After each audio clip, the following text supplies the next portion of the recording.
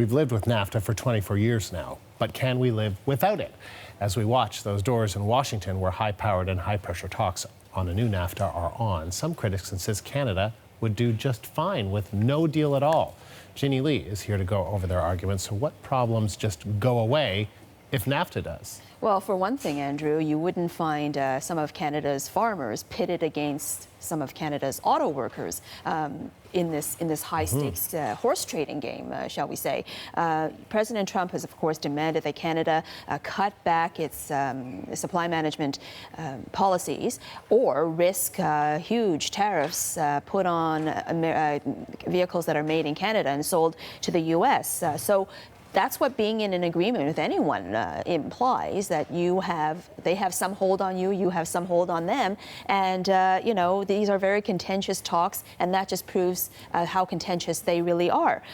President Trump, by the way, just said on U.S. TV, Katie was referring to that, and I watch these channels all the time, and so everything that Donald Trump says about NAFTA is being broadcast. And I don't know if we've run this tape, but he said, you know what, if there is no deal, the U.S. would do great without a NAFTA deal with Canada, or a deal with Canada.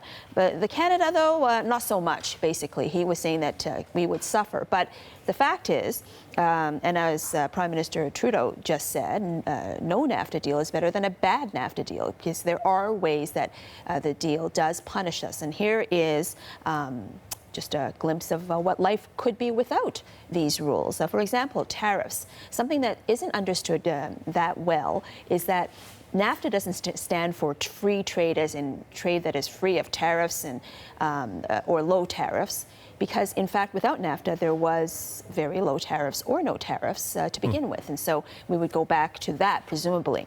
The other thing is Chapter 6, we don't refer to this very often by name, but that's that contentious clause which says that Canada has to sell 75% of our oil and half of our natural gas to the Americans, which often leaves some Canadian provinces short of energy products, and they have to then buy it sometimes from the U.S. So, you know, that goes away. A lot of people shake their heads at that and say that just doesn't make any sense. And that would go away if NAFTA did.